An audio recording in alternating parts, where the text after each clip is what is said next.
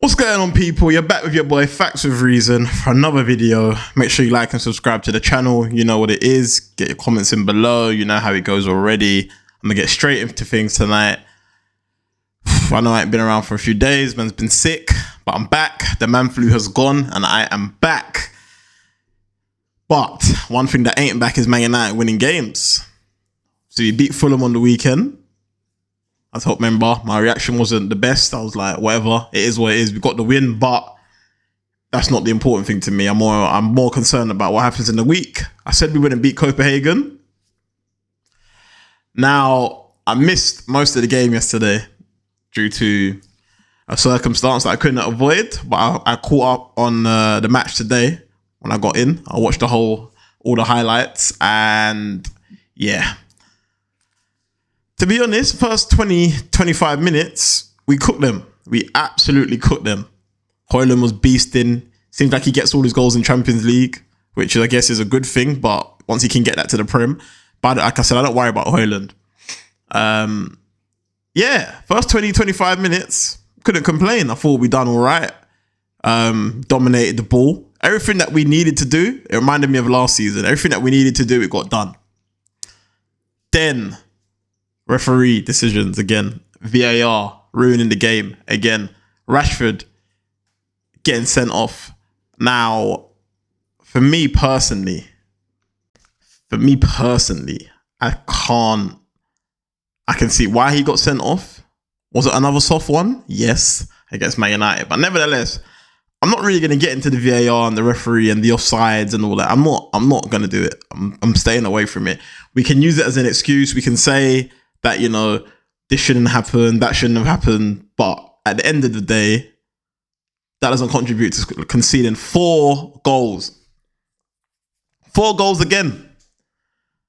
Obviously, it was 2-2 at halftime. They scored in like the 49th minute on a penalty after all that madness that happened. Then we got the penalty. You think, right, cool, we've got a penalty.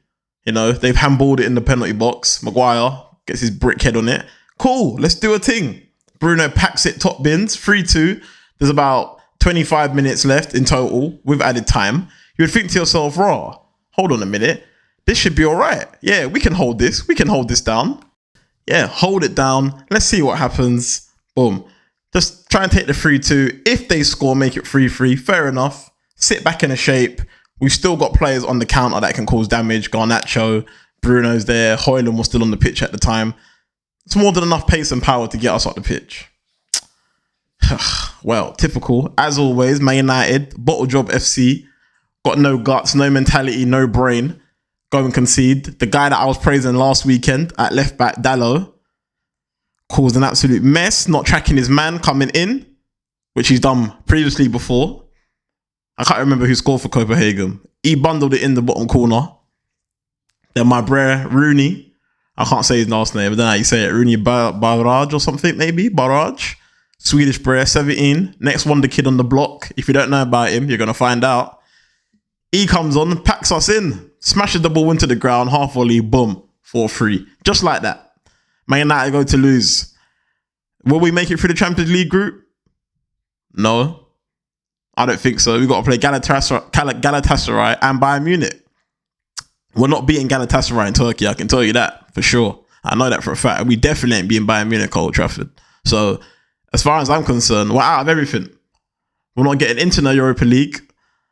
I don't want it, and I don't even want to get through to the Champions League because for what? We're just going to get slapped.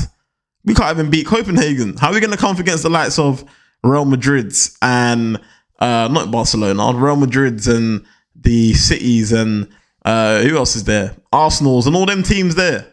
We can't beat them. Even Leipzig, they'll batter us. Everyone will batter us. We can't go up against these lot. We ain't got a team good enough. The teams can't compete. They're just not good enough at the end of the day. Nah, I got bare people calling me, oh, Man United this. I'll be real with you. I'm numb. Like, I'm that numb, you could stab me and I wouldn't even feel the wound. I wouldn't even feel it. Because nothing's going through me right now. I've just lost all emotion to Man United. All emotion. When we score, I don't even celebrate anymore because I don't trust these players. And I know there's going to be a madness. Either we're going to win that game and then the next game we go to, there's going to be another madness, or we're going to mess up badly, someone's going to get sent off, or someone's going to give away a dumb foul, or someone's going to do a mad back pass, or they're going to take a shot and Onana, it goes through his hands or his legs or something. Like, I just know what's going to happen. So I can't celebrate. And what I'm shook for this weekend is we have Luton on Saturday, I think it is. Now, Luton, they obviously were playing at Old Trafford. Don't mean nothing, by the way. It doesn't mean nothing. Now, on paper, that should be a smash and grab. Easy. 3-0. Comfy. Against Luton. But it won't be. I'll be there watching it. But I know that we are not. I don't think we're going to beat Luton on Saturday. And if we do beat them, it's not going to be a convincing, like, our United may be back. They had a little spring in their step. Nah. It's going to be a smash and grab because Luton have got a couple big men up top and they're strong. They've got the Morris bro, they've got the other guy, I can't think of his name, but they've got a couple players. They've got Ross Barkley, obviously Andros Townsend. He can bang a little shot here and there. Like, they've got a couple Premier League man in their team. We should be winning, but we won't win because no one cares. Now, everyone's saying sack Ten Hag. No, I'm still not on this sack Ten Hag thing. I'm not on it.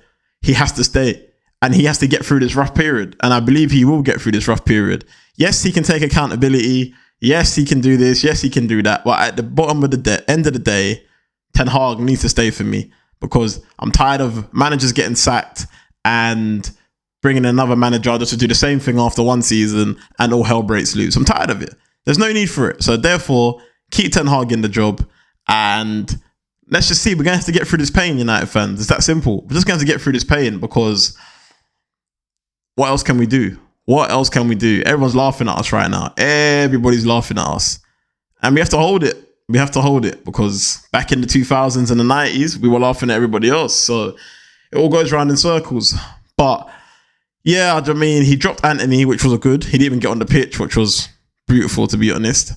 Garnacho was doing his thing again. And I think moving forward, once Rashford gets back, because he's not going to drop Rashford, so it is what it is.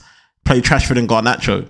And I think that works well because Garnacho isn't selfish like my man on the left.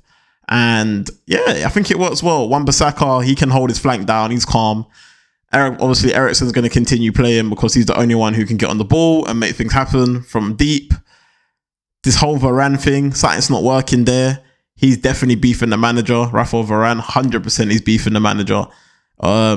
Something's not adding up there. Him and Maguire yesterday running into each other for that third goal to be conceded. It's just ridiculous. Or the fourth goal, sorry. It was just ridiculous. But Varane, when he played next to Maguire, when he first came, he was trash. Then as soon as Martinez came in, he was a different player. So again, it depends who you play with. Certain people can carry you and certain people you can trust and there's certain people you just don't trust. And if you play football, you understand it because there's certain people you play with, you're like that. Oof.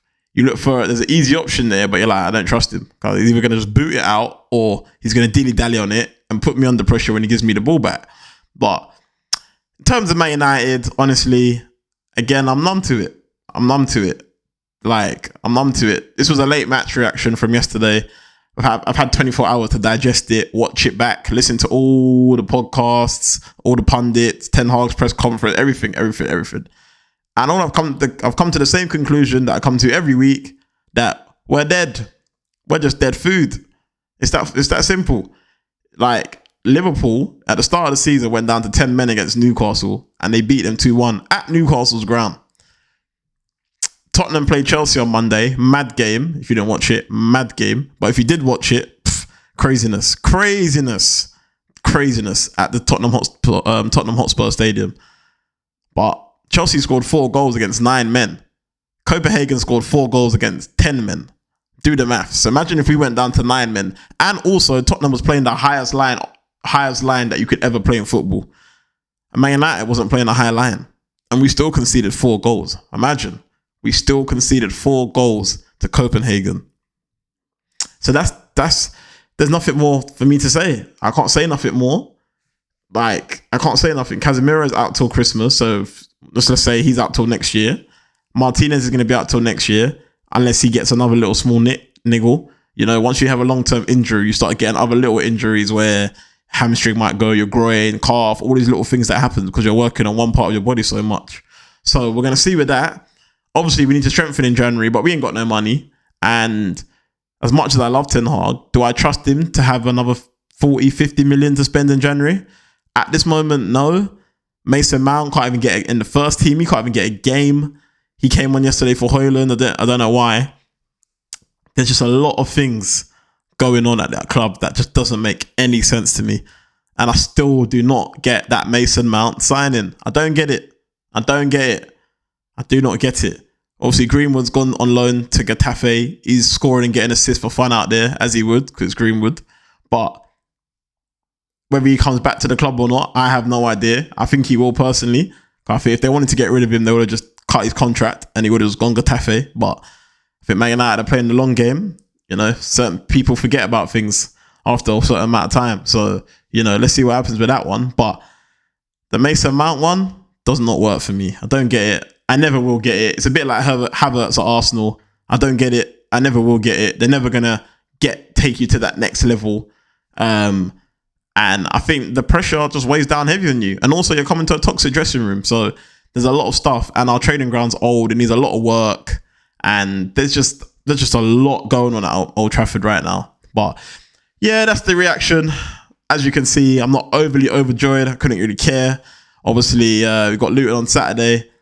So let's see what happens there. But for the rest of it, I mean, there's nothing more for me to say. I'm running out of words to talk on Man United, except for how crap we are.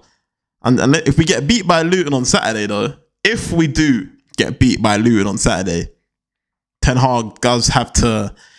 He's going to start undoing that tie and really start doing something, because the pressure will be turned up, especially over international break. If we lose before international break, it's going to go off. But look out for some new videos coming out next week. I'm going to be dropping some new videos with one of my boys. So that'd be good. So it's going to be some hot debates, hot topics. So yeah, make sure you watch out for that. Turn on notifications so you get a little ding and you know what I'll go on. But yeah, this is Facts with Reason. Make sure you like and subscribe. That was the match reaction to United losing 4-3 to Copenhagen. And I can't take no more. So let me be gone with the video. Peace out, people. You know what it is. Love all the time.